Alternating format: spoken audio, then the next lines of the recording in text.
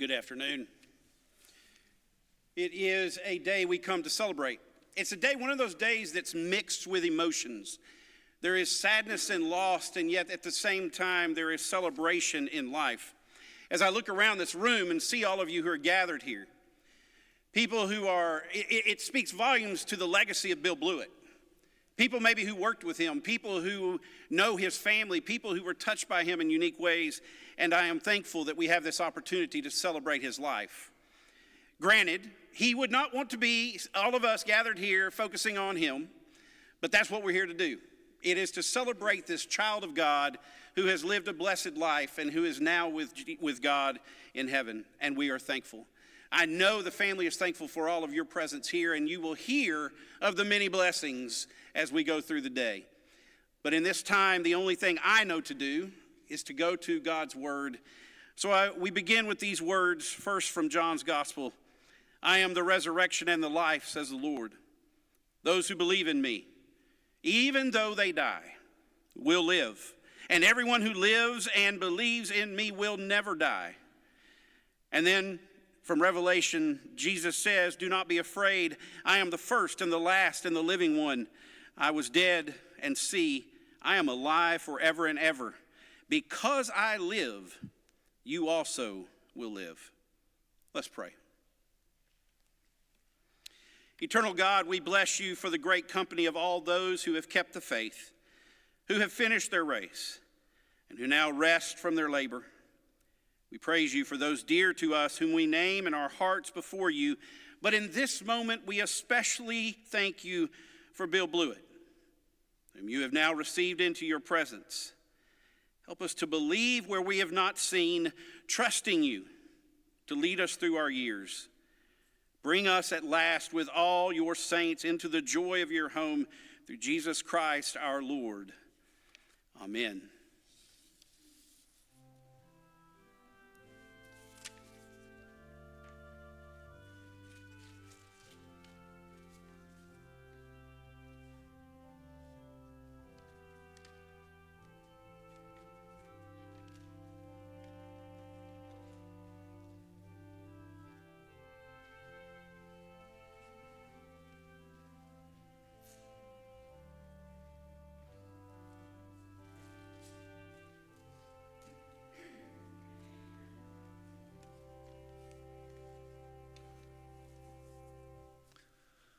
Well, thank you all for coming out to Bill Blewett's memorial service today. I appreciate this very much.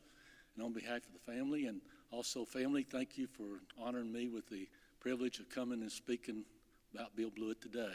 What an honor. In 1964, 65, it's been so long I can't remember. I was a sophomore at Western Kentucky University, sitting in my dorm room one day, and my roommate and this other guy walked into my room. And this roommate was mine. He says, I want you to meet a new person that's pledging in our fraternity. This is Bill Blewett. Now, that's when I met Bill Blewett. 1964, 65, how many years that been? 60 years. Donna, I knew Bill before you did. Isn't that amazing and so forth like this? But we have had a wonderful time together. I wanted to tell you how our life went and so forth like this. Whenever we were in college and so forth, we ran around a little bit. But then when he graduated, because he's 2 years ahead of me, and I didn't realize where he was much or anything like this, but every now and then I'd stay in contact with him and know where he was. I knew he was in Lexington, Kentucky. I knew that. Then I was to graduate, and about 3 weeks before I graduated, I got a notice on Thursday that I need to be at Fort Knox on 6 o'clock Monday morning. So I did not get to graduate at that time, but I had to come back and do it again. The school over, which after 6 months of active duty and AIT, that's what I did. And then didn't know where Bill was too much at that time and so forth like this, but I wasn't happy with the job that I had, and I don't think Bill was happy with the job that he had. And I was working for a Southern States co-op in Kentucky, like the co-ops we have here. And Bill was with GMAC, I think it was, and also sold some insurance to graduate students. And I wonder how in the world are you going to do that with graduate students with their money, but he was doing that. But I don't think he was too happy about it neither. So fast forward as fast as I can, I wasn't satisfied and ended up getting a job with Cooper Tire and Rubber Company in Findlay, Ohio. So my wife and I, we moved to Findlay, Ohio, and went through the market assistant training program. And one day, I'm walking through the hall, and as you turn the corner, I bumped into a guy, and that was Bill Blewett. I said, Bill, what are you doing here? And he said, what are you doing here? And I said, well, we both work for Cooper. So we were doing through the marketing assistant training program, and we got very close because we had to try to sell each other tires, and that was funny to watch that happen. But we had a good time doing it and so forth. And so after we got through with our training program, then we had choices to go where we wanted to go and things like this, places. And I chose Roanoke, Virginia, and Bill chose Memphis, Tennessee with the Falls Division. I stayed with the Cooper Division. And so we would meet in Bristol, Tennessee, was the end of his territory, and that was far into my territory. So we would call each other and say, are you coming to Bristol this week? Yeah, I'm coming to Bristol. Well, let's stay at the hotel. We go out to eat and catch up with everything, so forth. We did that for a long time, so forth. One day, Bill came over there and he said, can we meet at Bristol this coming week? And I said, sure, I'll come down. So I came down, and he told me, he said, Russ, he said, I'm going to leave Cooper Tire and Rubber Company. I said, what are you going to do? He said, I'm going to work for this company out of Batesville, Mississippi called Dunlap and Kyle Tire Company. I said, I don't know anything about those people. He said, well, I'm just tired of calling on these bigger companies, and it's going all the time and things like this and so forth like this. And I said, well, Bill, I hate for you to leave the company and so forth like this, but he had that desire to do that. But he said, we also need another salesman. And he said, I would like for you to consider also going to Nashville, Tennessee. They're going to start a place in Nashville, Tennessee. Dunlap and Kyle Tire Company is, and that's where we're going to build a warehouse and sell out of there.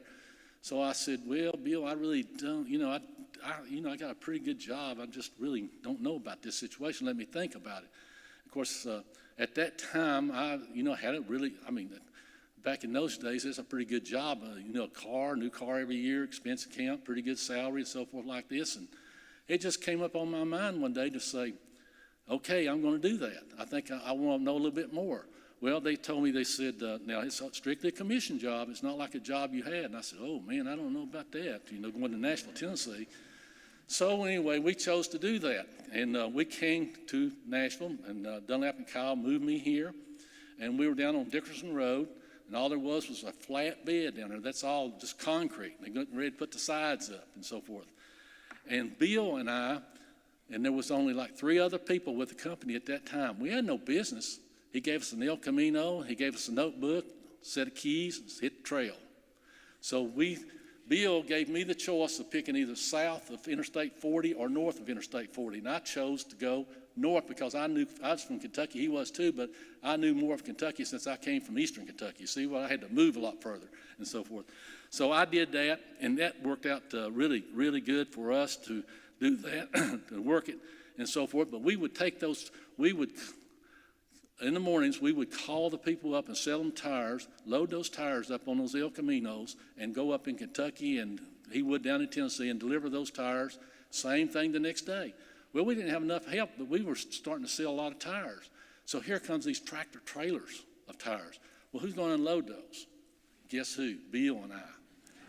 So here we are unloading these tires at night, and it was a tough situation to get going and everything like this, but as time went on and so forth, Jim Barber was there. We had Carl Duffield was there, did the retail. We had a retail store out front. And Mr. Barber, he made us work every Saturday. Bill and I, we didn't like that, so we'd try not to sell any tires on Saturday, so we wouldn't have to work. But we did anyway. So it was fun to do that and so forth. And as we advanced and so forth with the company, as years went on, I had a heart attack in 2009. One of the first persons there besides my wife and my family was Bill Blewett, standing at the end of my bed. And Bill was there for me and so forth, and he's always been there for me all along. We have spent so many times together and traveling. For example, when we go, I'll tell you a good little story. We had $55 a day is what they allowed us to, for that hotel, food, and all for $55 a day. Now think about that today. Where would you stay for $55 a day today? You couldn't even get in a hotel. Anyway, we found this place over in East Tennessee that for $55 we could stay, we could have supper, and we could have breakfast, and we could play golf. So we load up our golf clubs, and they're on Eastern Standard Time, correct? So, at 4 o'clock, we need to cut it down, don't we? So we would go and play golf and go in to eat. So we figured it all out how to do things like that. So we got by with it pretty good and so forth, but it was a lot of fun and so forth like that. And we traveled every place we could. If we could, like in Knoxville, we'd stay at the same place. We'd eat together. We'd talk about our families. We'd talk about church. Bill loved to go to church. He really loved to go to church, and he went to church all the time and everything. And we got in some deep discussions about it, even though I'm Baptist and he was Presbyterian. We'd have joke with each other, and that was a lot of fun to do it, so forth like that. And as time went on, Jim Barber, who was our boss, we were very successful in the field. And when Jim Barber died, then there was a choice to make. Somebody had to be the general manager. And you can't have two guys being the general manager. I did not want to be a general manager. I'll just be honest with you, but even though I wasn't asked at that time, but I told them who I'd like to see as the general manager. And they asked Bill to be the general manager, and Bill was the general manager for us and ran it for years. Bill was great to work with. He loved everybody. He loved all the employees. A lot of them in here, Dunlap and Kyle today. And I'll tell you one thing, Bill Blewett had a heart for people. He really did, and he showed it. He would take care of you. I never heard him ever say anything bad about a person. He never did. But those things, we just had such a good time to working together. And I could, 60 years, I could sit up here. Now, they give me, 5 minutes? I'm probably 8 minutes already, so I don't have much time left to tell you much about it and so forth like this. But Bill Blewett, another thing is we stay in Knoxville, and I'll tell you this little story. And we were down eating at a place one day, and they said up here, if you could eat this banana split, it was free. But if you don't, you have to pay $8 and everything. So I said, man, there's no way. Bill Blewett loved banana splits, as you know, so forth. So I said, Bill, look at that. If you could eat that whole thing, you get it free and everything. He said, I could do it. I said, yeah, but if he doesn't, you got to pay $8. He said, no, you do. And I said, okay, I'm going to challenge you to see if you could do that. Did you know that Bill Blewett ate that whole banana split? And I'm talking about one this big and this big. I said, man, I don't know how you did that and everything, but that's one of the funny things that we did and so forth. And we traveled to conventions, and one time I covered North Carolina and Roanoke, Virginia, and the Virginia area, and they had the North Carolina and Virginia had a tire dealers convention down in Williamsburg, Virginia, and Bill and I and Jim Barber was our boss, and Donna went with us, and we went over there to display the tires, to sell the tires and so forth like this, and Jim Barber had a old white car, Chevrolet, whatever it was. I can't remember the old car, but anyway, he rented a trailer, just plain old trailer, and we put these sample tires in there. And as we were going over there, we said, what are we going to do with these tires tonight? They'll get stolen out in the parking lot and everything like this. Well, Jim came up with this idea that Bill and Russ were going to take those tires and go back there in the woods and hide those things overnight. So you can see at this Hilton Hotel with a trailer, and we're picking up these tires, and we're going back in the woods trying to hide these behind the trees and so forth. I could see the security man coming out there now with his gun shooting us, and everything. But we got into situations like that, some fun things and so forth. And so that was the thing with Bill. And then when I had the heart attack in 2009, 2010, I retired. And I really didn't want to leave, but I thought I had to leave and leave it with Bill. But prior to that, Bill took it over, but Bill didn't realize we was going to build 6 retail stores in this area. And before that, I was in the wholesale end of it, and I love to travel. I love to go out to a dealer, and I like for that dealer to tell me you don't need any tires today. I love it when they told me that, because I'm going to leave there with an order some way or another. But I enjoyed that part of life and so forth like this. But whenever you do that, whenever you build 6 stores and you got all these people in Middle Tennessee to work with and got to stock it and everything like this, there's no way possible that I saw that he's going to be able to do that. So he and I met at Ruby Tuesdays in Brentwood one night, and I gave in to become the assistant general manager. And that meant to look over the stores and so forth like this and everything. And we worked this thing out to, I don't know how many millions of dollars we sold when we retired, both of us, but we started out the first year $400,000 a piece. That's all we sold in tires the whole year. And that's tough. That was tough to make a living like that. But we had Bill we worked together. Like if he went on vacation, I took his territory. I'd call 2 days a week. We'd stay in, and we'd call all these dealers, load the tires up and so forth, and they would deliver them. The people would. We got out of delivering at that time, and we just had a great time, and sales got to be booming and booming and booming. We just kept expanding, and it's all because of Bill. And folks, I tell you today, if it wasn't for Bill Blewett, I wouldn't be up here talking to you today, because he gave me this opportunity in life to take me away from a job that I did not like, wasn't making that much money, but to where I could live very comfortably even today.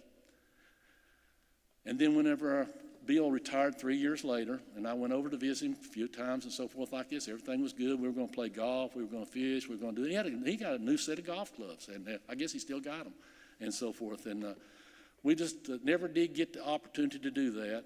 And then Donna called me one day and told me that Bill wasn't doing very well.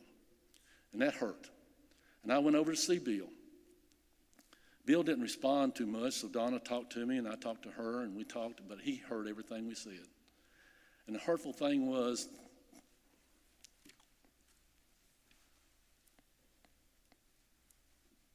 excuse me, when I got ready to go home, Bill hung on to me, and he cried and loved me. I'll never forget that. And then it came time that Donna knew that hospice, they called in hospice, and we knew it was kind of time for Bill to go, and I came back over. And I talked to Donna, and we made preparations to go out to the funeral home and make some decisions and arrangements and so forth like this. So I came back home, and I said, Donna, I want to go in. I want to spend just a little bit of time with Bill. He was on morphine at that time, only had a few days left in life. And I went over and I said, Bill, I want to tell you how much I love you. Thank you for what you did. I love you, and I'll see you in heaven. I never saw Bill again after that. And I just thank God today that I had that opportunity. Thank you all for listening to me. Bill Blewett is in heaven today. We'll all be there very soon to see him. So look forward to it. Thank you.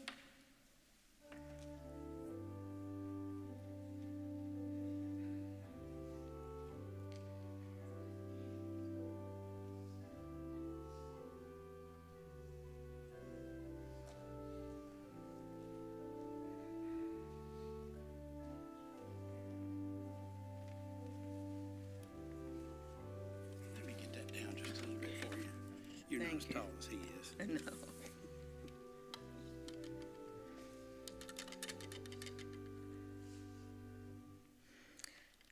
Good afternoon. My name is Linda Brantley.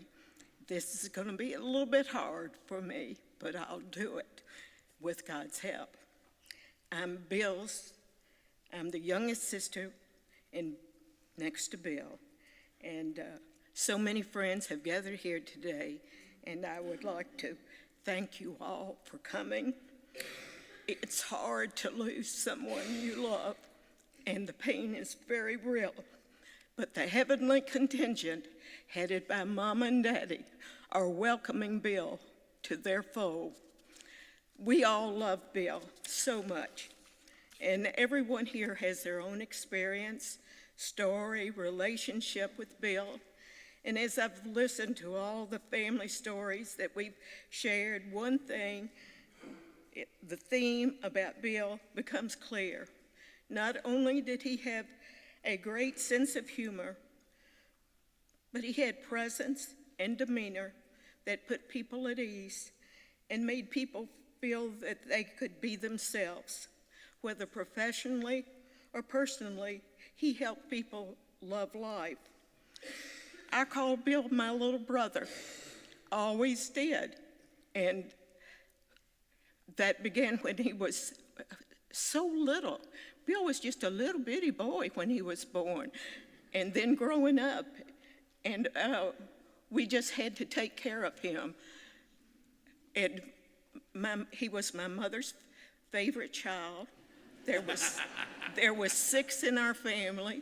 And there was no one that, we all knew that Mama loved Bill.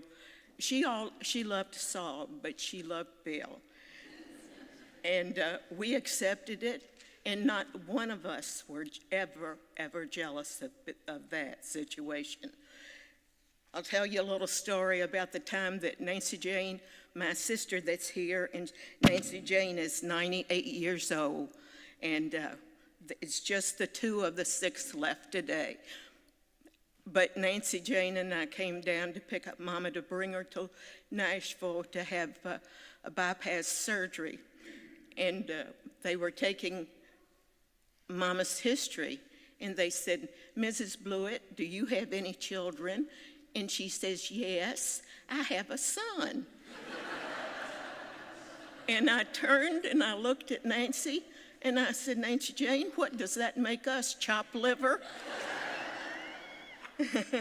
So Bill and I, our family is from a very small town in Kentucky, and Auburn, Kentucky. And Bill and I went to the picture show, we called it, the picture show, every Saturday afternoon. We really went anytime we wanted to because it was Daddy's picture show. But those were the days of Roy Rogers and Gene Autry and Hopalong Cassidy. And Bill loved Hopalong Cassidy. He just idolized Hopalong. And that's Christmas, Santa Claus surprised him with a set of Hopalong Cassidy guns.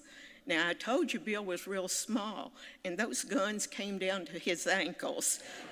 But he loved them, and he has them to this day. I asked Donna the other day, I said, "Donna, where are those guns?" And she says, "They're up in the cedar chest, I guess." But our home was a home that a lot of people liked to come to. There was a lot of activity, and there was a lot of people there all the time. One of the people that, as I say, everybody loved Bill, but one of the people that loved him most was Nora. And Nora was a lady. Nancy Jane's shaking her head. Nora was a lady that helped our mother, and she cooked, and she just idolized Bill. And Bill, the feeling was quite mutual. And as Nora got too old to help Mama, she went to the nursing home, and Donna and Bill and Ann went to see Nora, and they bought her a down comforter. Now, that's not too much today, but in those days, a down comforter was a great deal. And they also brought her a baby doll for Nora to love. So that is some of our early days. Bill also went to Boy Scout camp, and we got a postcard from him, and the postcard had a picture of these Boy Scouts sitting around the campfire laughing and saying, "Camp is fun." And Bill had made a caption over to the, written a caption over to the side, and it said, "This is not true." He hated camp. He couldn't wait to get home. But I tell you, Bill has always been my little brother. I've always called him. My friends say, "Why do you call him little brother?" I say, "He's just little, and he's sweet." But there was this time when the sweetness was not there. The family, there's 6 children, and we all drew, and with our husbands and wives, we all drew names at Christmas. But it was a surprise. We didn't tell one another whose name we drew. Well, I drew Bill, and if you know Bill, he liked to dress and he liked to look good. And I thought, what on earth am I going to get Bill? So I went to Louisville's finest men's store and got him a bow tie, and I had it wrapped, and I wrapped it beautifully and put it under the tree at Mama's, and we were all having such a good time. And Bill had drawn my name, And so he had got this pig, and he named it Linda.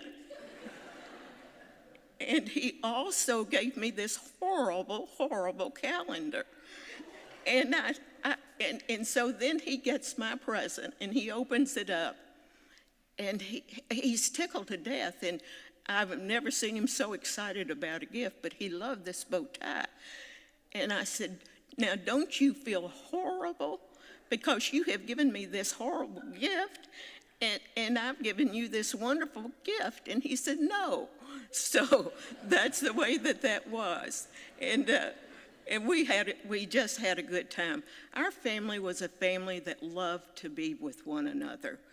That all of the time, there was always a lot of good food, and thanks to Nora and Mama. And sometimes we would have the dining room table, the breakfast room, the sunroom, the living room, all filled with people, and the children couldn't wait till someday they got to sit at the dining room table. What they didn't know that the people that sat at the dining room table were waiting their turn so they could go sit at the card tables and laugh and have a good time. But we did have a wonderful, wonderful family, and I'm so grateful that we had this opportunity to be with one another. After Daddy died, Daddy had always bought the country ham. Daddy was known for always having good food. And Bill called me and he said, where can I get a good country ham? And I said, well, call Father's Country Ham, and they'll send you one. A few days later, phone rings. I've got the ham now. What do I do with it? How do I cook it? So I told him how to cook it, and because we were, Bill and Donna and Ann were having the Christmas party at their house. And I told him, I said, Daddy would be so proud of you, Bill, because you can slice it as thin as he could. And he got a big kick out of that. One of the things that Bill loved also was green pepper casserole. And that was my mother's recipe, and he loved the casserole. And I said, I'd always make it for him. And I said, Bill, I'll give you the recipe. And he said, and I said, and Donna can make it for you. And he said, Donna can't cook. And I heard from the background, Donna can't, he's right, Linda, I can't cook. But I'll have to back up a little bit. When Bill and I were so close together in age, he would come to our house when he lived in Lexington, Russ, and my husband was a marvelous cook, and he could do a lot of wonderful things. And so he and Bill decided that they were going to make this French dish, a pot of food, and they started out early that morning, and they went all over Louisville looking for different ingredients. By the time they got everything done, and they had the best time. They were just going and going and going. That evening, we ate fashionably late, about midnight. So the dish was done. Bill talked about that to the end of his life. That was the memory that he really did like. The other thing that I forgot to tell you is the fact that Bill came when he was in Lexington and picked me up and the children, and we were going to Auburn, and we stopped at the dorm to pick up Donna. And when the car stopped, he turned to me and he said, I'm going to marry her. And when I do, I'm going to buy her the prettiest things that she's ever had. And he did. There was nothing that he wouldn't do for Donna. He loved her so much. So they had planned this big wedding, in Donna's Baptist Church in her hometown. And when Vicki played the first note on the organ, my niece Vicki played a few minutes ago, I started crying. And I cried and I cried and I cried, boo-hooed the entire service. And Virginia turned around to me and said, she's crying because she's happy at the end of the service. And Bill Gaines said, she's not happy at all. She's crying because she's sad. She thinks she's losing her brother. And he was right. So the thing that I had to think that if I didn't make a change in my life and accept the person that he loved, I really was going to lose my little brother. And that's something that I would never want to do in my life. Donna became very, very close to me. And I never think of her as a sister-in-law. Donna and I are sisters, and we care very much for one another. So the days went on where the Blewetts had this grand Christmas party each year. And they had, Don and Bill would make these posters. And one of the posters that Bill was in charge of would have a maybe one year would have a Christmas song on there, Jingle Bells or whatever. And you put your name on the poster on the song that you selected. Well, and then Bill would stand up there and make this big, huge production of pulling each name off. And then it would get down, no, you didn't win. You didn't win. Stephen, you didn't win. Patty, you didn't win. Nancy, you didn't win. It would always get down to the last two names, the winner and Bill Gaines. And Bill had such delight of every year pulling Bill Gaines's name off there. And Gaines, you didn't win. So we had a good time and a lot of food, a lot of fellowship, and everybody loved everybody's family. As you have seen today, we all loved being together. We were going to.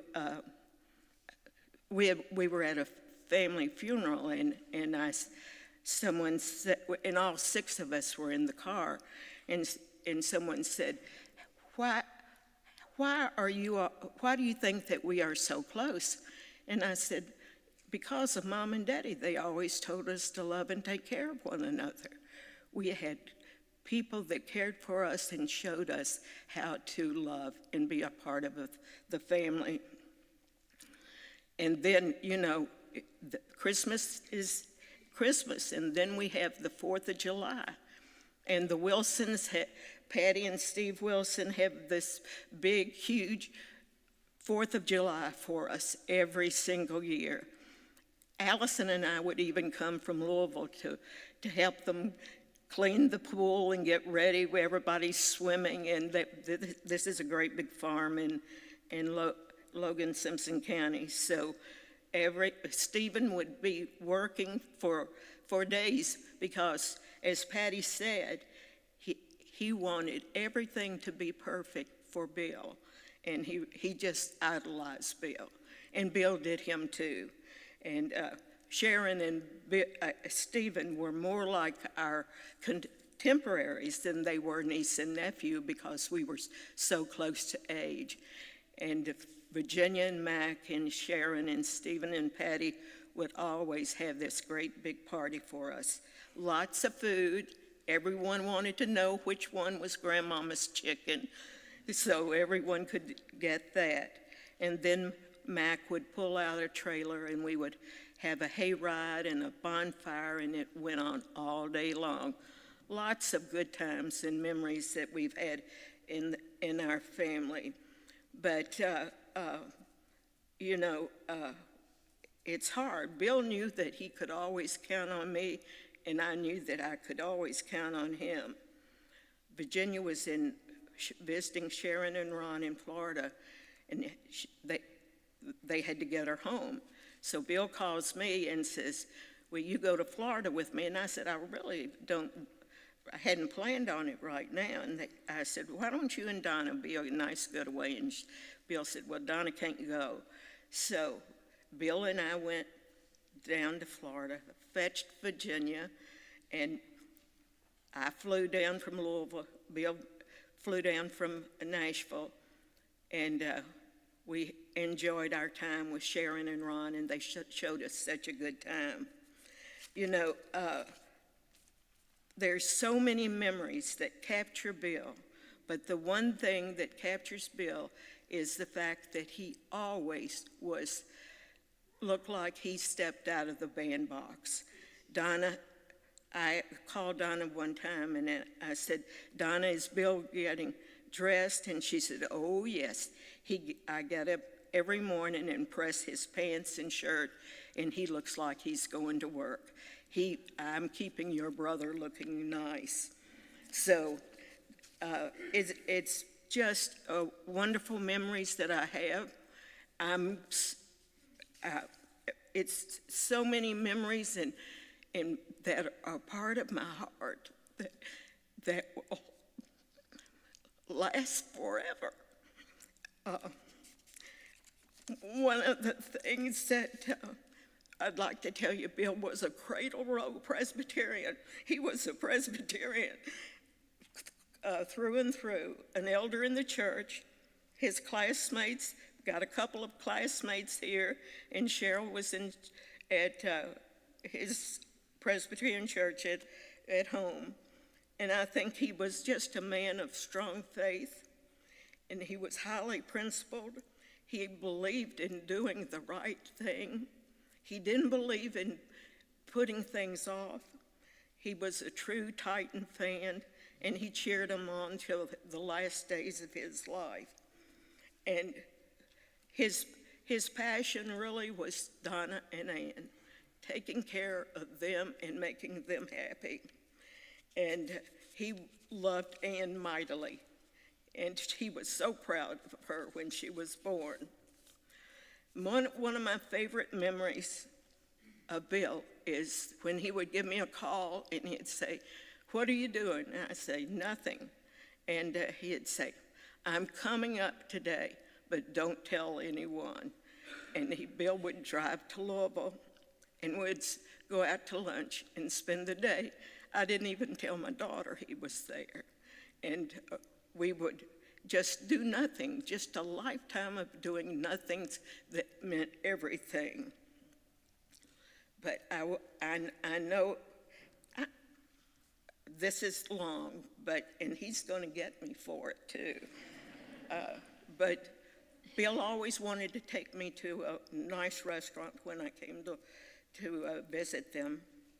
And we were, this rainy Saturday morning, we went to their favorite brunch place. And it was a long wait. Well, you know, Bill Blewett's not going to wait anywhere for that. And we went to several other places. So Donna said, well, let's go to Loveless. And so we went to Loveless, and they were packed. But there was a service station right next to it. So we went to Loveless and had breakfast that morning. And we had sausage and biscuits and chicken and biscuits and brought it home.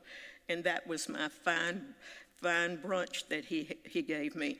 And I never did let him forget that, or Donna either. So anyway, every year, Daddy would write a check to Father Flanagan's Boys Town at Christmas every year. And one day I was talking to Bill, and I said, Bill, do you remember Daddy doing that? And he said, yes, and I've been doing it ever since Daddy's been gone. And if you know anything about Boys Town, Father Flanagan, it's this, look, in Iowa, it's this statue out front, and it depicts this one young boy carrying another boy on his back. And he says to Father Flanagan, he ain't heavy, Father. He's my brother. And Bill ain't heavy to me because I would do anything for him. Louisville had this big snowstorm in January, and we had about 12 or 14 inches of snow and ice. And Donna called me that morning, and she said, "Are you okay?" It was early before she got Bill up. And she said, "Are you okay?" And I said, "Yes, I've got power and I've got food. I'm okay." So the day went on, and about 5 o'clock that afternoon, the phone rang again, and I saw the caller ID saying, "William Blewett," and I thought, oh no, I'm not ready for this. And it was Donna, and she said, "Linda, I told Bill that I had called you and that you were okay, but he doesn't believe me. You've got to talk to him and let him know that you're okay." And when Bill got on the phone, I said, "Bill, when are we ever going to stop taking care of one another?" And he chuckled, and he said, "I love you." And those were the last words that he said to me. And Donna said, "Linda, did you hear what he said?" And I said, "Oh, yes, I heard him, and I'll carry that with me forever." The loss of Bill is heartbreaking, and I know I will miss him in ways that I have not even begun to feel. It's been nice to look at all those old pictures because they bring back such memories. I've lost a husband and I've lost a son, so I know what loss is. And I know that there's a part of him that I will carry on in my heart forever. And I want you to know that because death ends a life, but it does not end a relationship. And we're going to have a relationship with Bill forever.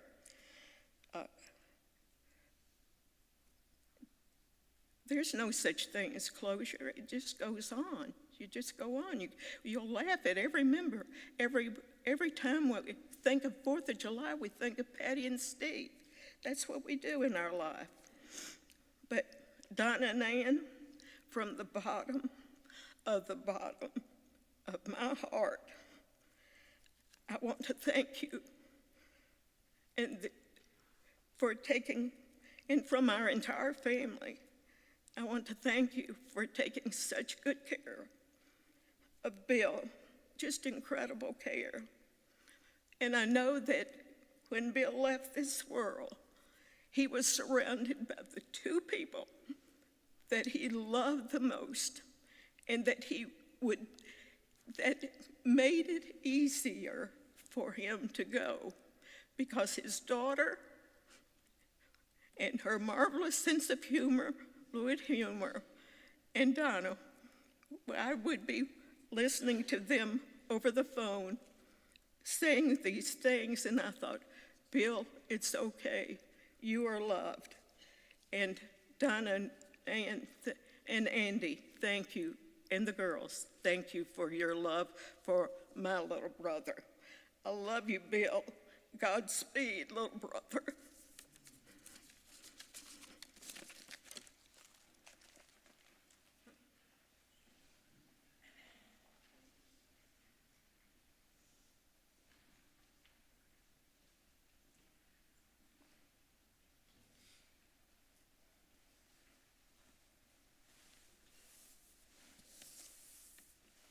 Hear now this reading from Psalm 23.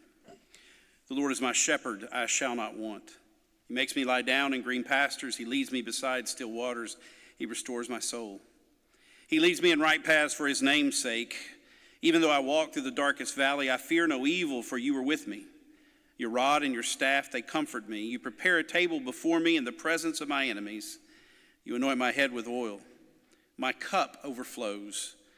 Surely goodness and mercy shall follow me all the days of my life, and I shall dwell in the house of the Lord my whole life long.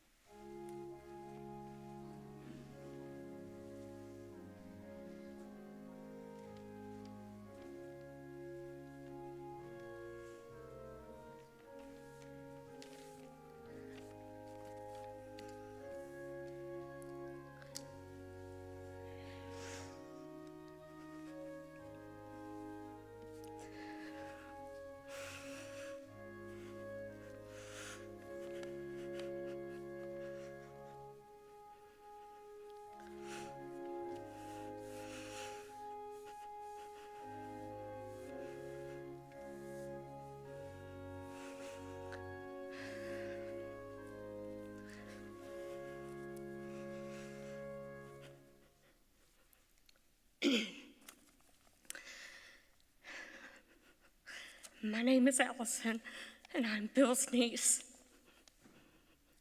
And you got to get me through this. When I think of Bill, I think of a huge, warm smile, a big hug, and always a kiss, shoulder rubs, and that giggle that he had. He would always ask me if I was doing okay and to let me know if I ever needed anything. Bill would always bring joy and laughter to the group. While we all deal with difficult issues called the game of life, I never really heard Bill grumble or complain. It seemed to me that he was always concerned about how you were and what he could do to help you or others. And if little ones were in the room, the Donald Duck voice would start and the giggles would fill the room. At his core, Bill was a family man. How many other teenagers would scoop up his toddler niece and take her to the dip or other places around town, leaving my mom and grandmama not knowing where I was? They, of course, assumed I was in the playpen. That's where the love of the milkshake came, is the dip, even though I was 6, 7 months old. While Bill was certainly family-centered, he loved his trips. I can remember him speak of going to the beach with Donna and sitting with a good book. Bill loved a great meal, and there never was a time visiting Nashville that we didn't go out for a wonderful dinner and great conversation. Most of the time, Anne was with us, except, of course, when she was chasing boys, studying international business in France, as Bill would say. I always enjoyed seeing his face light up when he would start telling stories of all Anne's incredible adventures. There was never a prouder father than Bill Blewett. He loved being a girl dad. When our first child, Cassie, was born, he said to my husband, Dale, "You're the luckiest guy in the world. Trust me, this will be the greatest thing that has ever happened to you." And when our second little girl, Shelby, was born, he said we were double blessed, and so true. I could go on and on about the memories that we shared, the Christmases at Grandmama's waiting for him to arrive, because it couldn't start without Bill Blewett. The Nashville Christmas parties and all the games we would play, the laughter filling the room, and the delicious meal Donna would prepare. And I had crossed this out, but since she said, I'm saying it, even if he did say she couldn't cook. But the one thing I want to tell you above all things was that when I was in his presence, I felt love. Thank you, Donna and Ann, for sharing Bill. He was in high demand. Until we meet again, love you and will always miss you. Now, one more thing, because I followed the rules. They said 2 to 5 minutes. That's all I got to say.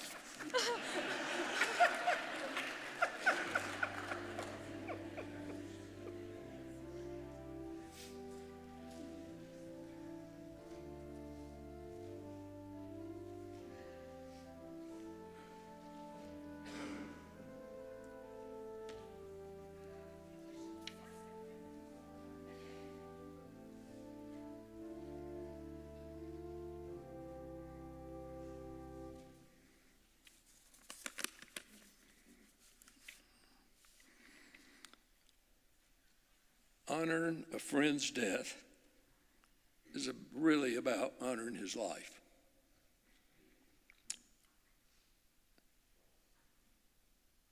A great friend is something to be cherished, where they remain at your side or wait for you in the next life. William Grider Blewett, born October 16, 1942. When God made Bill some 9 months before October 16, 1942, he grinned and said, "This is going to be fun." My name is Tom Whitten, and Bill and I were friends for almost 40 years.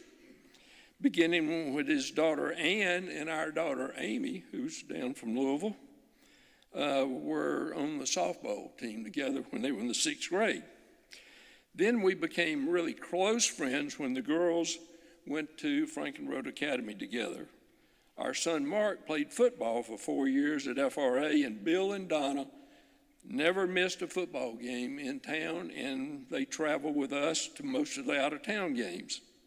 Home games found the gang of 4, Bill, Charlie Martin, Bob Butler, and me, standing on the back row right beside the press box. That was our spot. Nobody got in our spot, and we never sat down.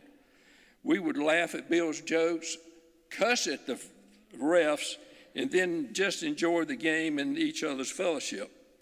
Bill always had something funny to say about the small FRA band, marching band. This particular night, I remember as it was yesterday. I can just see him. As the FRA band marched on the field, Bill said one of his specials, "They can't even form a 1."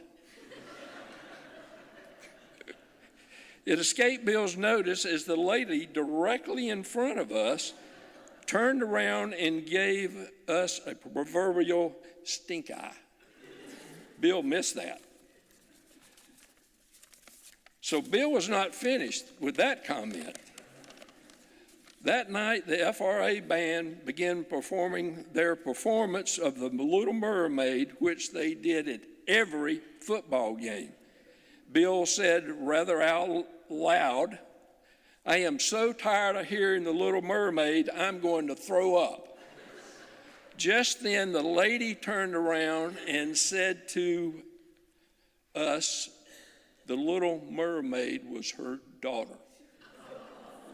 It was like rats abandoning a sinking ship. We scattered and left Bill right there standing by alone. After all, what friends are for? Anyway, the worst thing about our moving to Florida was missing out on the Bill Blewett tire discounts that we had with Garth and Beetle in Columbia. I just was shocked to have to pay retail for new tires. We also traveled with our wives to Los Cabos, Mexico. We went to California.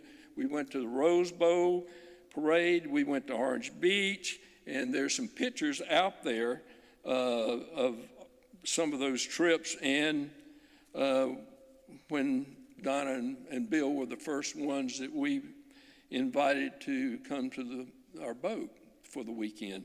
So we pulled up to the gas dock, and Bill says, "Let me take care of the gas." And so I was running 2 tanks, and so I handed him the bill that was $862. He couldn't say anything. That's the one time that you could see that Bill never said anything. I said, "No, I'm just kidding you, Bill." But I wanted to play that on him. But, Bill was a technology savant.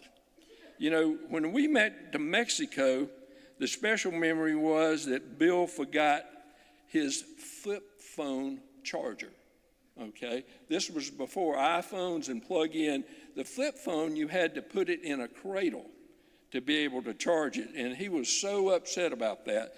So what we did is we spent the next 2 days out of our week scouring in 50 miles every place that might have electronic flip phone charger. Never did find one.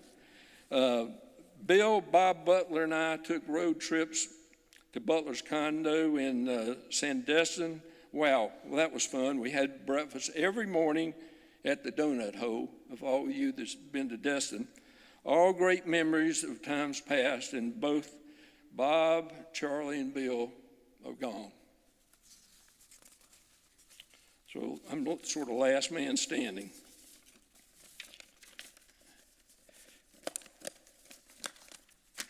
Yes, Lord, it was fun having Bill as my friend. You would say a merry heart doth good like good medicine. Bill was good medicine for us all here today. There were many beneficial effects of a joyful and a positive mindset. Laughter, a merry heart, is a beneficial as medicine for the body and the soul. Thank you, William Grider Blewett, for many years, stories, and laughter that still makes my heart glad when I think of you, man. And lastly, Bill, please don't forget to tell God the stories about Donna cooking her chocolate pies.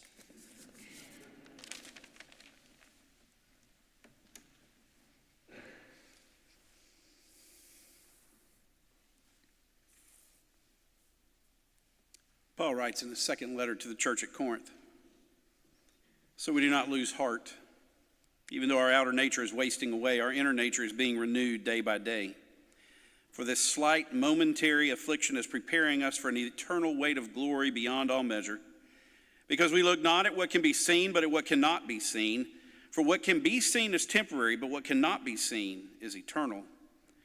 For we know that if the earthly tent we live in is destroyed, we have a building from God, a house not made with hands, eternal in the heavens."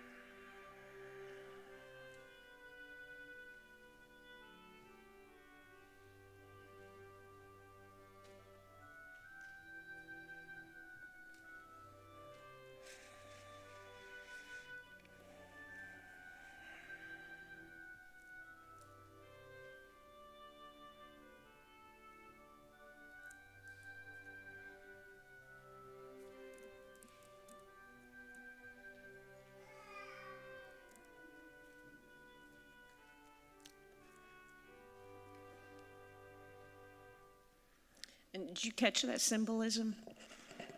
That song is, "You Raise Me Up," while his daughter got up that he raised, came up here to speak.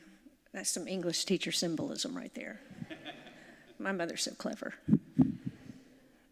I thought it would be kind of hard to face this direction, but I kind of feel better looking at you than looking at that.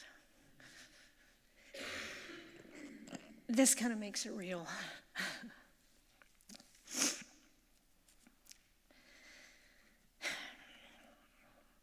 I am the luckiest person in this room.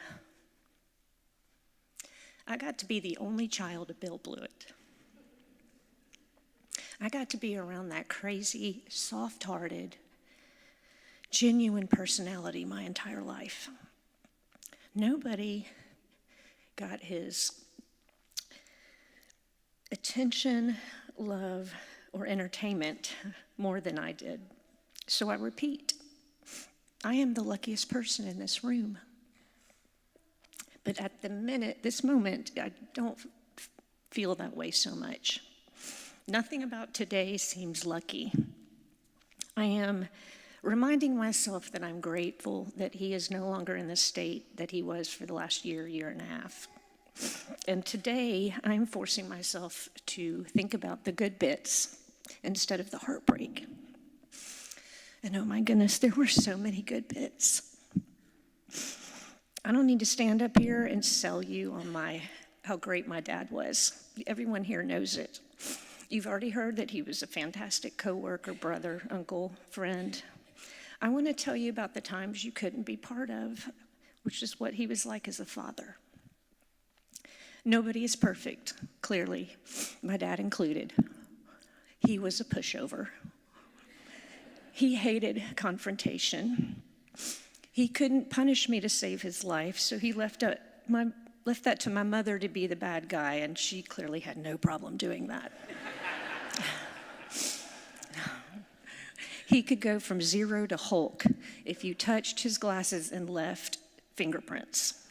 And he could not, for the life of him, remember that when he was making my peanut butter crackers when I was growing up, that the peanut butter did not go on the salty side.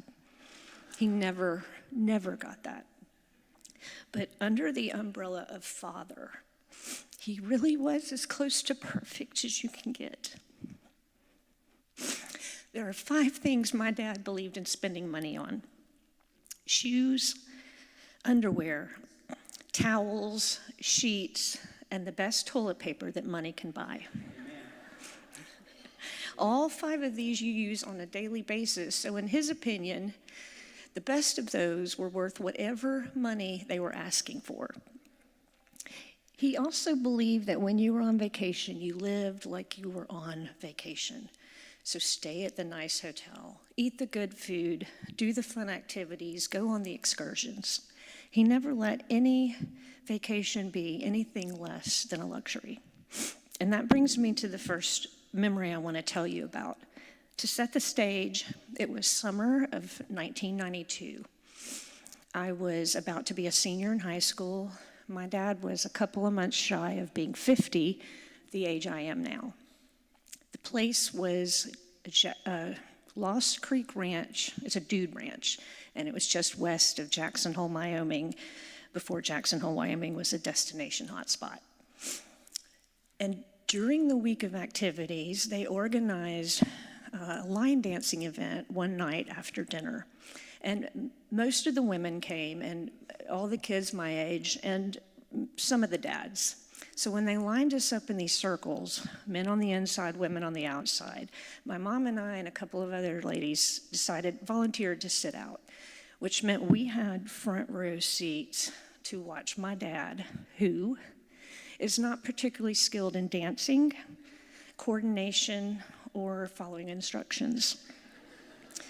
So they teach everybody these moves, and the men learn to pass the ladies off to the right and take the lady to the left and repeat it. And to summarize, my dad did not pay any attention at all. He just made it up as he went along. So he gets this first lady, and he spins her.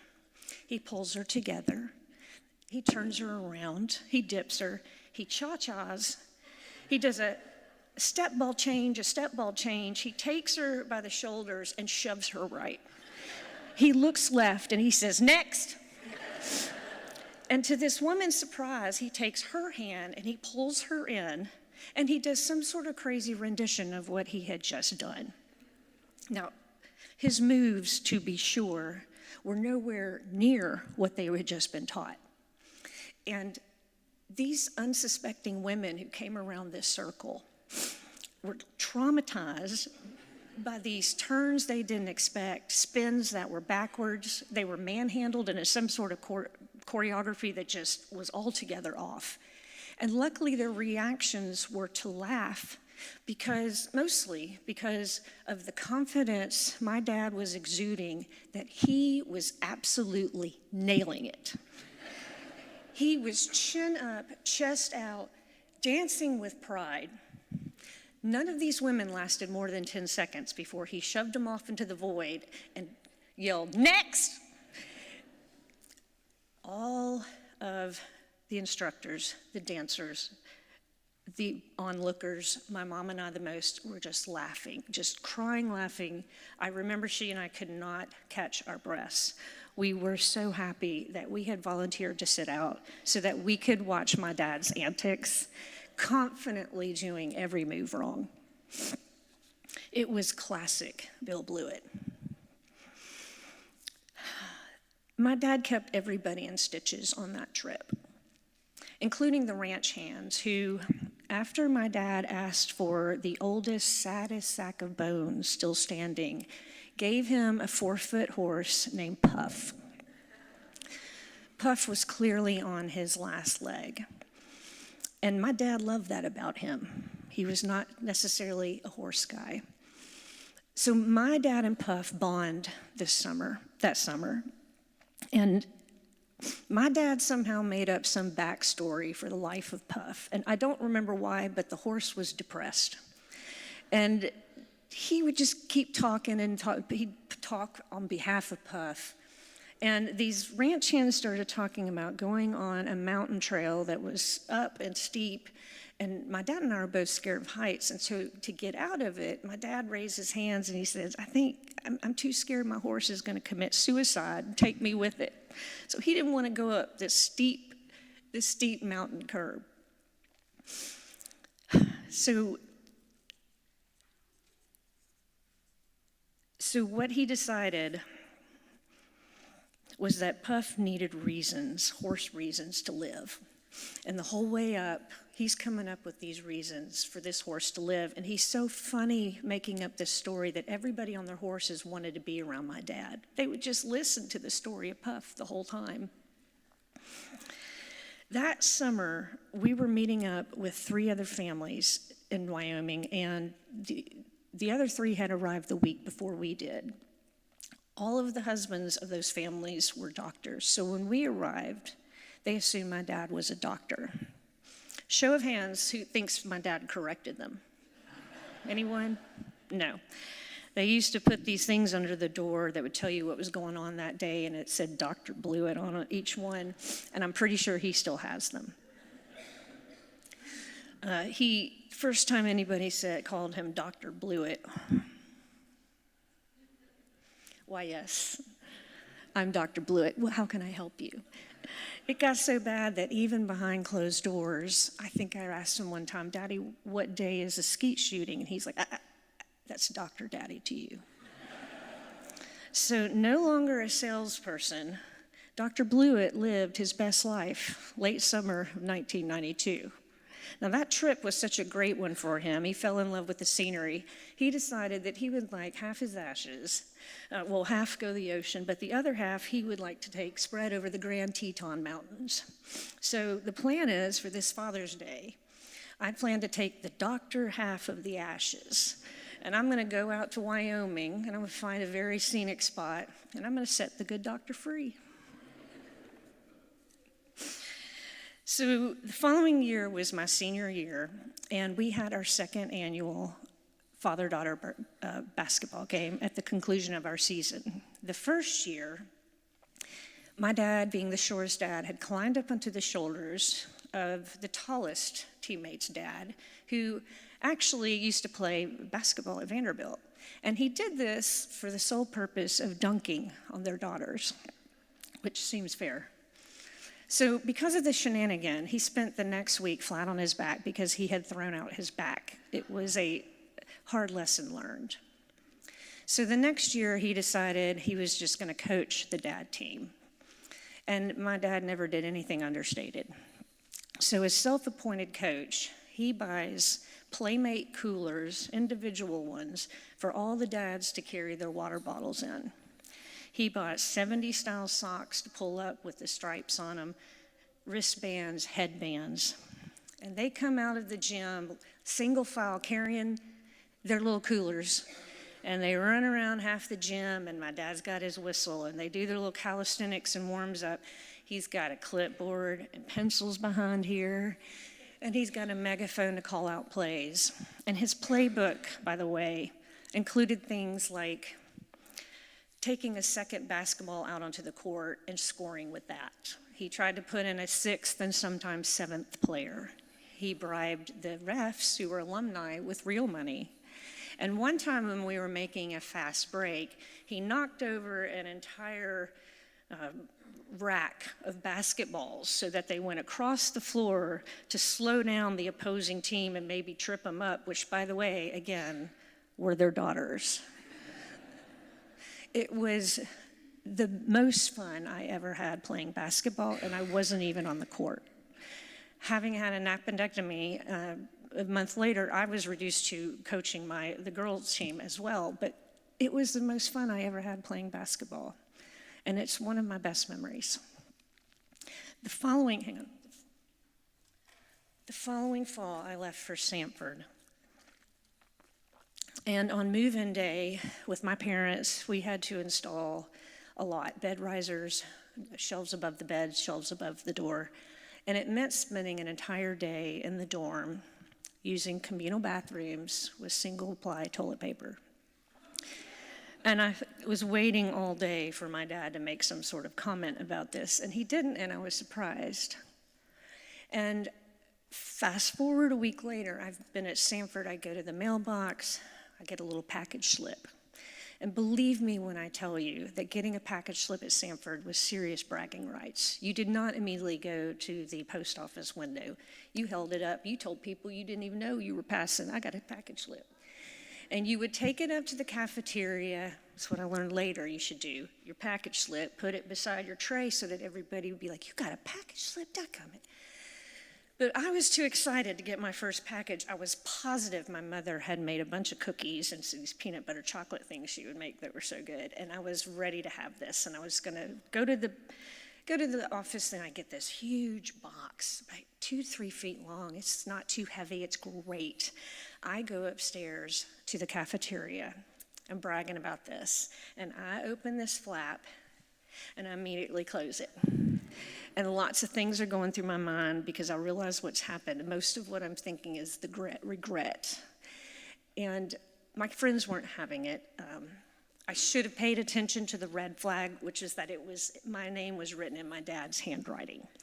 So they make me open this, and it is a 12-pack of extra thick Charmin. There is no tissue paper. There is no note. There is no explanation. But I knew why he sent this. I was away at college alone, facing single-ply toilet paper on a daily basis. And he understood how hard this is. And I caught flack for this for years. It actually became a folklore story at Sanford. You would tell the newbies, don't take your packages up there, because if you get cookies, everybody's going to want one, and they're all going to be gone. And you remember the toilet paper story. You've heard that, right? I mean, people knew about this.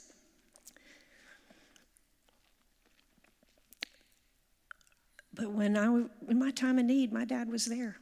I'm here to tell you, I took every single one of those rolls to and from the bathroom every single day until it was gone. After Sanford. When I think back when I was young and I tried to remember some stories, being young doesn't necessarily equate to crystal clear memories. But most people, when you had an interaction with my dad, you remembered it. And I've got some friends from 3rd grade who came for my slumber party birthday, and I know they remember him. We were in our sleeping bags downstairs in the playroom, and we were facing this big window, and my mom was sitting in a chair in front of the window, and she was reading us scary bedtime stories. Now, this is right after Halloween, and this was at request. In her defense, she's reading this at our request. Well, my dad knows this. He puts on a trench coat, he pulls it up over his head and buttons it so that he's the headless horseman. He goes out the back door, down the side of the house, through the bushes, and comes out behind my mom and starts scratching and banging on this door, this window, like he's trying to get in. Everybody screams. My mom was surprised. She didn't know this was happening, and I'm bent over laughing because at 9 years old, I know when something like that happens, it's going to be my dad. And some of these poor girls were traumatized and crying. It took a while to convince them that this was just a prank from my dad. In 4th grade, I had a spelling test every Friday. One Thursday night, he's calling out my words, and he gets to the word Denny. I'm like, Daddy, what is a Denny? He's like, I don't know. Well, my mom was close enough nearby that she heard it. She's like, there is no such word named as Denny. He's like, yes, there is, Dawn. It's right here on her list. And she's like, well, let me see it. And she looks at it, and she starts cracking up. And she's like, Bill, that is deny, D-E-N-Y. And we start laughing, and even he starts laughing once he knows how to pronounce the confounding 4-letter word of deny. something he says he should have known, given the fact that he was a college graduate. Somewhere around that same time, same age maybe, it's better to say that, my dad made a very memorable, very questionable Christmas mistake. My dad, you gotta know, loved Christmas. He loved everything about it. He loved the music, he loved the decorations, he loved festivities, he especially loved being with the friends and family at the time. And the one thing he really loved was picking out a Christmas tree. He was a bit fanatical about it, in fact. It became tradition that he and I would go up to the Christmas tree lot at Hillsborough High School in Green Hills. My mom had long since given up going because she'd get so fed up with him because he had to have the perfect tree. It had to be the right height. It couldn't be too skinny. It couldn't be too fat. There could be no holes where they're missing some branches. And he would walk the lot and look at every single tree. It did not matter if it was raining, snowing, freezing, or so muddy that the mud's coming up on the side of your leg. She did not like to do this, so we would go together. And this year we walked the lot, and he picks out a tree, and we get home and we get it up. That's day one. The second day was always the fun day. Turn on the Christmas music, put on the lights, put on the ornaments. All our ornaments had some sort of story that I would hear every year. Day 3, we get up. This tree has shed half its needles. My dad is distraught. He's unhappy. He hates the tree. The tree is going back. And my mom's like, no. And he's like, yes. So to her dismay, he undecorates this whole tree, puts it back in the truck, takes it back up there. He talks to tree lot guy. He tells tree lot guy, you have sold me a lemon. This is a dud tree. I can't handle it. It's going to ruin Christmas. And he talks him into letting him take another tree. So the guy's like, walk the lot, pick another one out. Just make sure it's the same height for the same price. So my dad spends an hour looking for these trees. He can't find one he likes better. He brings the same tree home. That was the year we decorated a tree twice. But and this is a true story, you can ask my mom, that tree did not drop any more needles all the way through Christmas, not any. And I really think the tree learned its lesson. Like it found out that if it doesn't behave, it knows where it's going to get sent to. And I think it's the only thing my dad ever effectively punished. So now my dad's got this relationship with Christmas tree lot guy. And I know for a fact he actually sold this guy tires. He now put tires on these trucks that would bring in these Christmas trees, so now they're buddies. And I don't know if it was that year or some year after that, but the church that we were going to at the time, Harpeth Presbyterian, was having some sort of Christmas play or pageant in the gymnasium. And my dad decided that we needed a huge tree. And there was no money in the budget for this huge tree, so my dad's like, all right, I'm just going to go borrow one. So he goes up to tree lot guy, and he's like, hey, I'm going to take the biggest tree on your lot, the most expensive tree, and I'm going to borrow it for the day. I'm going to put it in this church, and it's going to do God's work. And you got to let me borrow this tree. And this man who makes his living by selling Christmas trees at Christmas was like, all right. He let my dad take this tree, and he's promised him, I'll have it back tonight. So he brings it to church, we decorate it. It is the star of the show. And true to his word, we undecorate it, we put it back in, and we take it back up there. But it's like walking onto a new car lot and saying, hey, can I take that car and drive it all day? And someone just hand you the keys and say, knock yourself out. I mean, who does this? Do any of you know anyone else other than Bill Blewett who would conceive of an idea of borrowing a Christmas tree and then executing it? I don't. That is my dad. Oh, when I was 9, I came to my parents and I said I had interest in playing softball. And my dad's eyes just light up. He comes home the next day with a glove, a bat, and enough balls to practice hitting. He then proceeded to coach my team for the next 2 years. In fact, he never missed a game, a meet, or a match my entire childhood, starting with 4th grade softball and ending senior year basketball. He never missed one game. When I was in high school, I joined a local sorority. We had a Christmas winter formal every year, and the parents were invited to the presentation portion of the formal. One year, my junior year, they had an urgent need for a presenter because the MC had backed out at the last minute, and my dad volunteered. And in the amount of time between chaos and resolution, my dad had somehow found a Santa hat and wore this Santa hat when he did the announcements.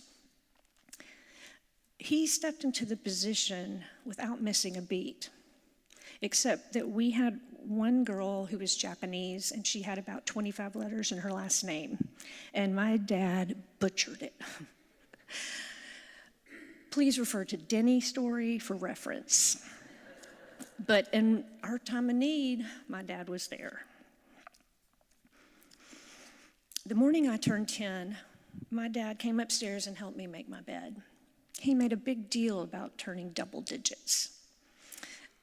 Before I even got dressed, I felt like I had accomplished something important in life by turning 10. The morning I turned 18, there was an envelope waiting for me on the bathroom sink, and it was a handwritten letter and a crisp $100 bill. He said that his dad had given him the same thing when he turned 18 because he was so proud of him, and he wanted me to know how proud he was of me. I still have that letter. I also still have that crisp $100 bill. Nothing I could have wanted would have been worth giving that up. When I was 24, I had finished graduate school and I was heading to France to be an au pair. The night before I left, and this must have been hard for my parents when their only child was leaving for a foreign country with no return date in sight, my dad gave me a necklace with a diamond on it, this one, somewhere. He said he wanted me to have something to wear that would remind me of him so that I wouldn't forget him. As if anybody could forget my dad. My dad promised my entire life that he was going to go on my first date with me. He was kidding, of course, but then that's actually how it turned out. In 9th grade, I was grounded, in theory by my parents, but in reality by my mother. And she was out of town visiting my grandmother in Kentucky. I had met this guy at school, David. We had been talking on the phone, and we really wanted to go see a movie together. But besides being grounded, neither one of us could drive, so we had two big obstacles. Well, that weekend, my dad decided he'd like to see a movie and go to the new theater at Fountain Square. So he's like, well, why don't we pick up David and go eat at a restaurant nearby, and then I'll go to one movie and you guys can go to another.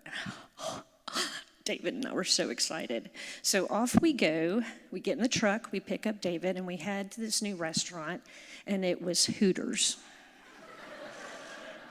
Hooters was next door to the Fountain Square movie theaters. Now, to this day, I do not know if my dad knew in advance what this restaurant was known for.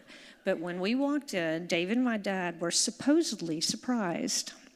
And my dad, being my dad, made joke after joke after joke with the waitress, who was a very good sport.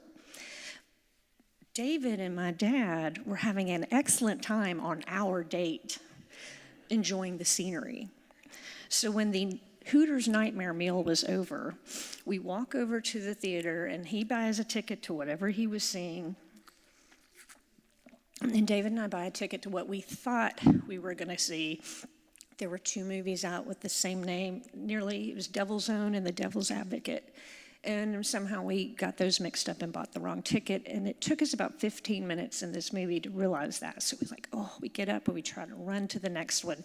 It's already too far into it. So we decide on a third movie that has not quite started, but when we got there, it was very full. And this is back when the movie theaters had a middle section, a right and a left, and it would kind of go down and come back up. So we go down, and we had to go all the way to the 4th row and pardon our way into the middle to get 2 seats together. And as I'm sitting down, I hear someone laughing. And I kind of look over my shoulder, and there is my dad. His seat is literally bisecting David and us. And there goes my only chance to get my first kiss from David. We couldn't even hold hands without getting busted. So unfortunately for David and I, and true to his word, my dad was there for my first date. I'm only touching the surface of the Bill Blewett dad stories. But before I go, I want to tell you one last one, which is probably in the top 5 of my adult life, how hard I've laughed. It was one of the top 5 times. We were at Cinco de Mayo, the Mexican restaurant down the street, and we were in this booth waiting for our food, and my parents had just gotten back from their Alaskan cruise. Now, just before this cruise, my dad had always had a camera with film, and he decides to buy his first smartphone. And he's just going to learn it as he goes. So he's excited to use the camera part, so he no longer has to take this separate camera. He was expecting there to be a button to come up that you can look through. What he was not expecting was a button to reverse the camera. What I'm positive he didn't mean to do was take 115 selfies of himself on this cruise. He never resolved this problem, but he still thinks he's taking pictures, and he gets to see himself while he does it. So I asked for the phone, and he's showing me, and I start scrolling, and it's every picture is just my dad doing this. Old school, we'd look through the little square, you squint, and there's pictures where he's looking. Some of them he's looking down at his chest. All of them this. Just when you get to 50, it's hysterical. And I turn it around and I'm explaining to them, and I'm telling my mom, and my dad's like, there's no pictures of the last, no. He was upset, but then he starts laughing. I mean, we're really laughing at this. And we finally get it together. And then I noticed there are 8 videos. And I think that seems very advanced for someone who just had this picture debacle. And I said, Daddy, what did you take videos of? And he said, I didn't take any videos. I thought, well, the phone disagrees. So I switch over to video.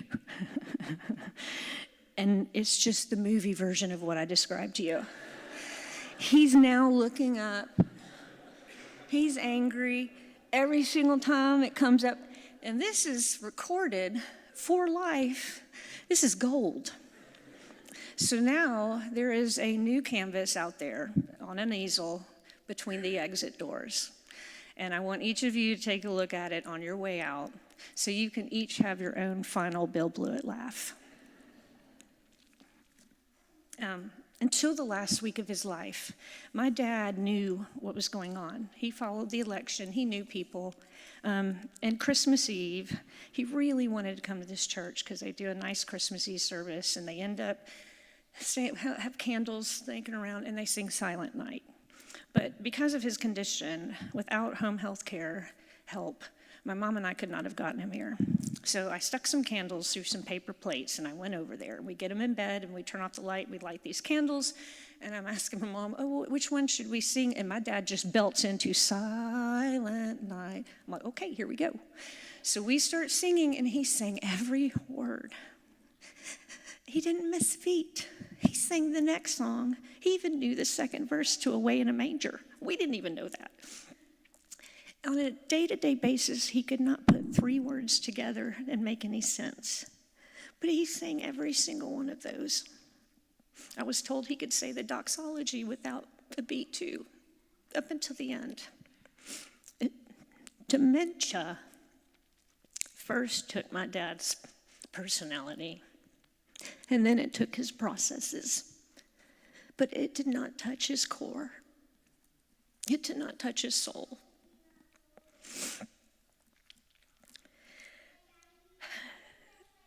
My dad was an amazing human being. He was an amazing father. I never doubted how much he loved and cherished me.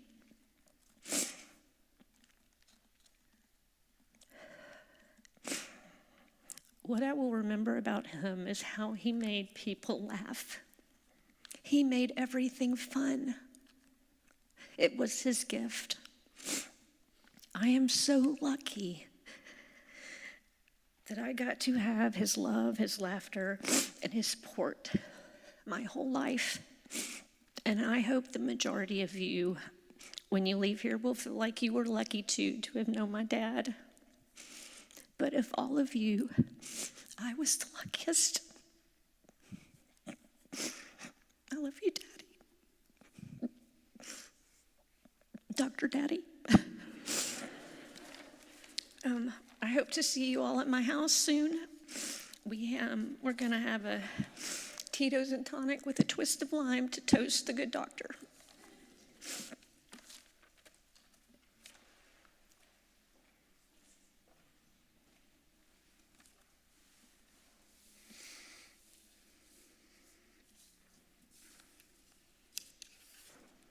You have heard from the luckiest person in the room, and now you hear from the unluckiest person in the room, because I have to follow the luckiest person in the room. But I begin with these words from John's Gospel. Do not let your hearts be troubled. Believe in God, believe also in me. In my Father's house there are many dwelling places. If it were not so, would I have told you that I go to prepare a place for you? And if I go and prepare a place for you, I will come again and will take you to myself, so that where I am, there you may be also. And you know the way to the place where I'm going. But Thomas said to him, Lord, we don't know where you're going. How can we know the way? And Jesus said, I am the way and the truth and the life. No one comes to the Father except through me. If you know me, you will know my Father also. From now on, you do know him and have seen him. I have said these things to you while I am still with you, but the Advocate, the Holy Spirit, whom the Father will send in my name, will teach you everything and remind you of all that I have said to you. Peace I leave with you. My peace I give to you. I do not give to you as the world gives. Do not let your hearts be troubled, and do not let them be afraid. And from Romans 8:28, we know all things work together for good for those who love God, who are called according to his purpose. As I've sat here and listened, as you have, over these memories and these stories and these praises of Bill, first of all, I didn't get the message it was only supposed to be 5 minutes. Sorry, Donna, you didn't tell me that in all of our conversation. But I have sat here and listened to all of these things and how I can't help but wonder if Bill knew what his purpose was in this world. And I think it was to bring joy and to bring love to those around him.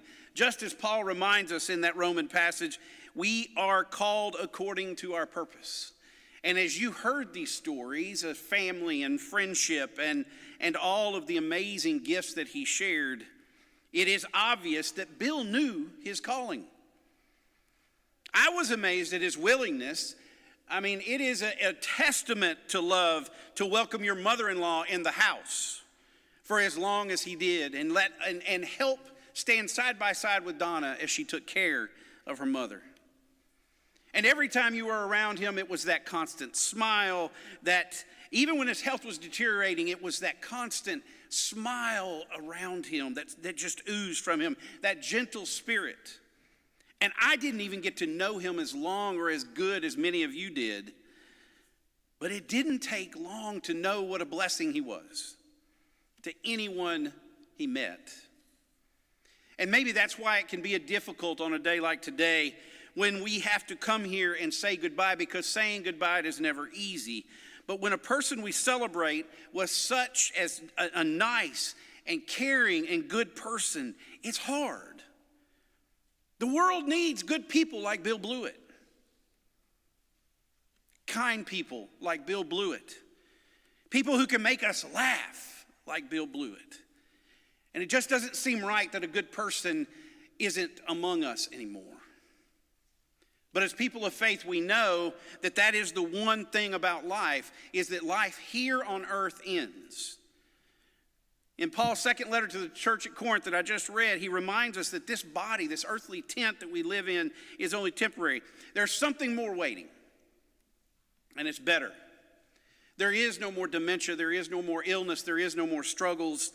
Just wholeness and hope.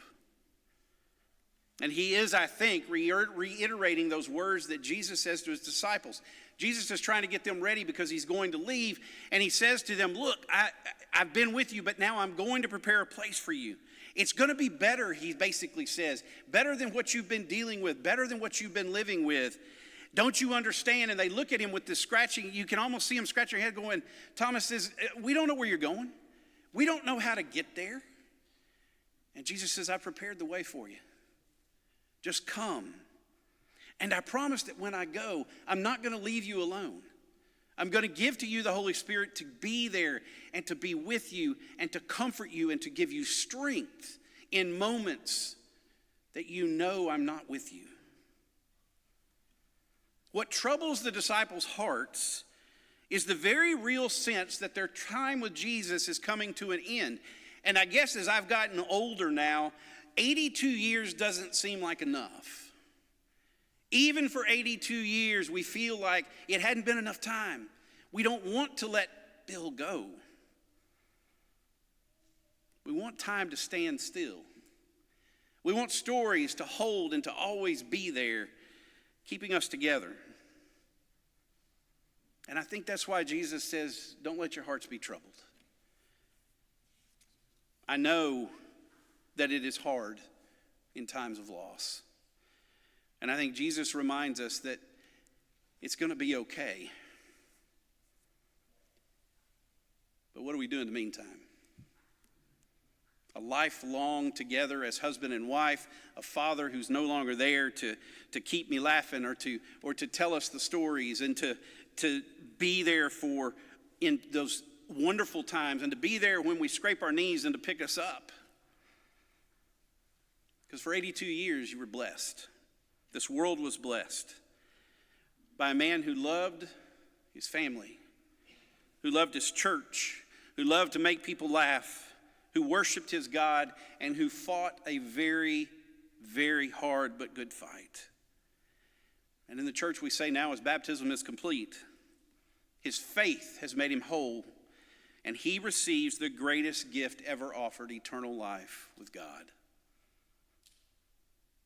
It is difficult to see those pictures. But the one thing we do to carry on that legacy of Bill Blewett is to share the stories that we have, to hold those memories and those pictures and to share a laugh and to remind each other. And in those times we hear a song or a story or a place, we remember them and we remember the joys that you shared. Remember the fun moments, because those are the things that keep him alive forever. Bill Blewett lives on in the memories, and I pray that as time has passed, grief has gotten just a little bit easier. And his memories have made you smile, even just a little bit, through the sadness. And Donna, I got to say, Bill wasn't the only one who knew his purpose. It is obvious that you had a purpose too. You are a caretaker. You took care of your mom, and you took care of Bill. And it's obvious you took care of Ann because Bill wasn't going to do it.